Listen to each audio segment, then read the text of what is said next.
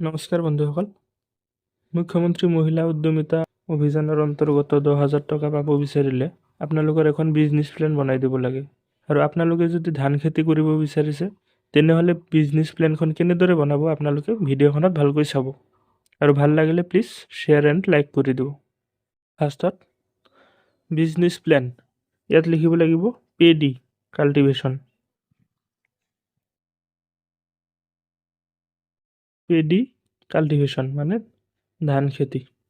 ইয়াত আছে name of the entrepreneur or SHG member, মানে আত্মসহায়ক গোটৰ মহিলাজনীৰ নাম কালিৰাণী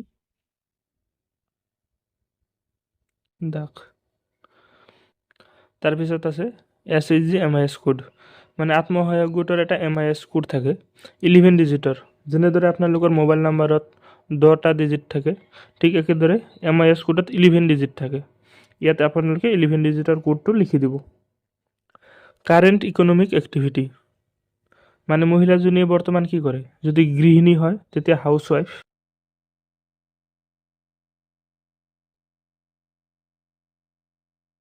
যদি কিবা বিজনেছ কৰে হাউচৱাইফৰ সলনি বিজনেছটোৰ নাম লিখি দিলেই হ'ব।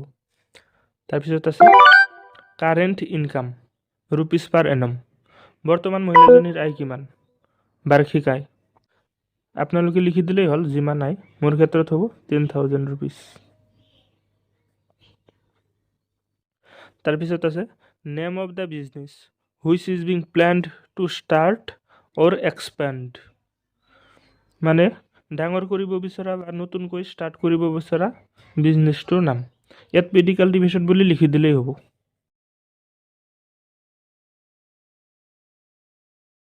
তাৰপিছত আছে টাইপ অফ বিজনেছ, প্ৰডাকশ্যন নে ছাৰ্ভিচ নে ট্ৰেডিং, এইটো হ'ব প্ৰডাকশ্যন। তাৰপিছত আমাৰ লিখিব লাগিব ইনভেষ্টমেণ্ট প্লেন, তাৰ সন্মুখতে আছে এৰিয়া অফ কাল্টিভেশ্যন ইন বিঘা, আপোনালোকে কেই বিঘা খেতি কৰিব। মোৰ ক্ষেত্ৰত হ'ব 3 বিঘা। আপোনালোকৰ যিমান মাটি আছে ইয়াত লিখি দিব। তাৰপিছত আছে নেম অফ দ্য ৰ মেটেৰিয়েল, ৰ মেটেৰিয়েলৰ ভিতৰত আমাৰ লাগিব চিড, কি লাগিব চিড মানে বীজ। চিড আমাৰ লাগিব 3 বিঘাৰ কাৰণে 3 কেজি। 1 কেজিৰ দাম 800 টকাৰো আছে, 1000 টকাৰো আছে, 1200 টকাৰো আছে। আপোনালোকে গড়ে 1000 টকা লিখি দিব। এতিয়া টোটেল কষ্ট, 1 কেজিৰ দাম 1000 টকা হ'লে 3 কেজিৰ দাম হ'ব 3000 টকা। তাৰপিছত আমাৰ লাগিব ফাৰ্টিলাইজাৰ,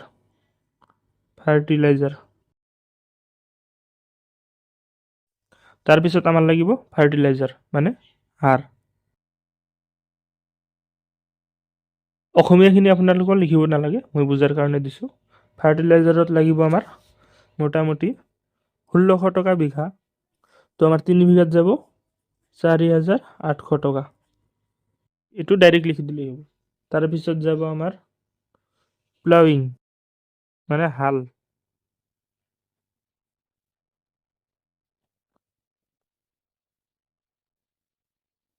হালৰ বাবদ যাব আমাৰ